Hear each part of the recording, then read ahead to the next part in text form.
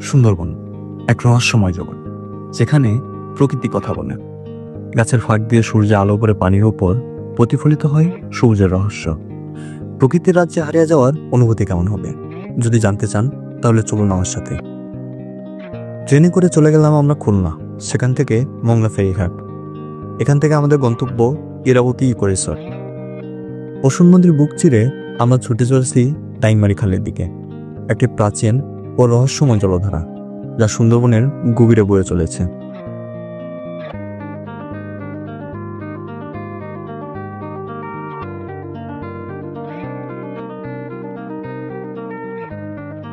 অবশেষে Irabati eco resort.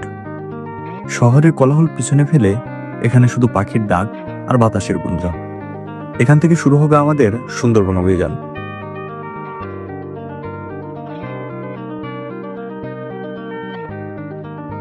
রিসোর্টে ঢুকতেই আমাদের হাতে তুলে দেওয়া হলো মাটির কাপে এক প্রকার লেবুর শরবত। তারপর আমি চলে গেলাম ডাইনিং স্পেসটা দেখতে, যা দেখতে খুবই মনোরম এবং পরিষ্কার পরিচ্ছন্ন ছিল।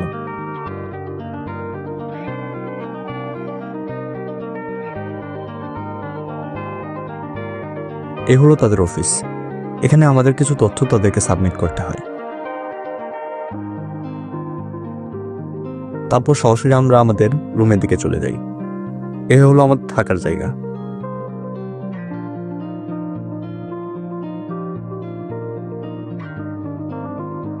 আর এখান থেকে বের হলেই দুই পাশে গোলপাতার গাছ, সামনে ডাইংমারি খাল, তারপরে সুন্দরবনের অভয়ারণ্য। আমরা আমাদের দুপুরে খাবার শেষ করি ভাত, নানা রকম ভর্তা এবং হাঁসের মাংস দিয়ে। বেরিয়ে পড়লাম সুন্দরবনের সব থেকে মায়াবী অংশের দিকে, ডাইংমারি খাল। এখানকার সৌন্দর্য বর্ণনা করা শেষ করা যাবে না। চারিদিকে শুধু পানি আর গাছের সারি, নানা রকম পাখির ডাক, পোকামাকড়। প্রকৃতি যেন এখানে জীবন্ত। সূর্য গাঢ় হলো, চারপাশে নেমে এলো সন্ধ্যা। দিনভর অভিযানের পর চলে গেলাম রাতের খাবার খেতে। সুন্দরবনের শান্ত রাত, প্রকৃতির সঙ্গ আর এক দারুণ ডিনার।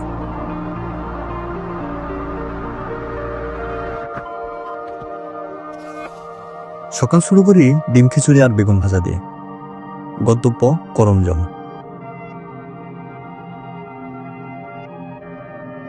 দেখা পেয়ে গেলাম চমৎকার এক মাঝি ভাইয়ের, যার কণ্ঠ এবং প্রতিভা অসাধারণ।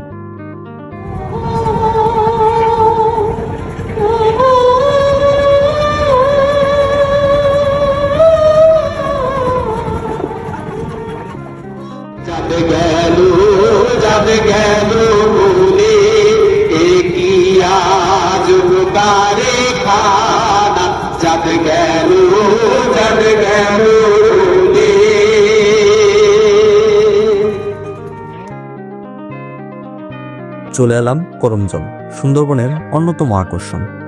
এখানে কাছ থেকে দেখা যায় হরিণ, কুমির আরো অনেক বন্যপ্রাণী।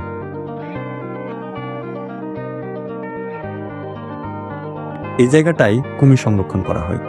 প্রাকৃতিক পরিবেশে এদের সংখ্যা খুব কমে যাচ্ছে। হাঁটতে হাঁটতে মনে হচ্ছে আমি যেন প্রকৃতির হৃদয়ের আরো গভীরে ঢুকে যাচ্ছি। প্রকৃতির এত কাছে এসে জীবনকে আরো নতুনভাবে অনুভব করা যায়। প্রকৃতি কখনো ক্লান্ত হয় না, কখনো পুরনো হয় না। আর সুন্দরবন, সে তো চিরন্তন ভালোবাসা। আপনি যদি এই যাত্রায় আমার সাথে থেকেও থাকেন তাহলে কমেন্টে জানান কেমন লাগলো। আপনি যদি সুন্দরবনের এই মায়ে হারাতে চান তাহলে ব্যাগ গুছিয়ে ফেলুন। দেখা হচ্ছে নতুন কোনো ভ্রমণে।